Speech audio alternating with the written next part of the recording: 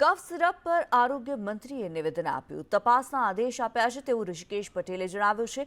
529 જેટલી કંપનીઓ દવા બનાવે છે. દવાઓ આપવા માટે ગાઈડલાઈન આવશે.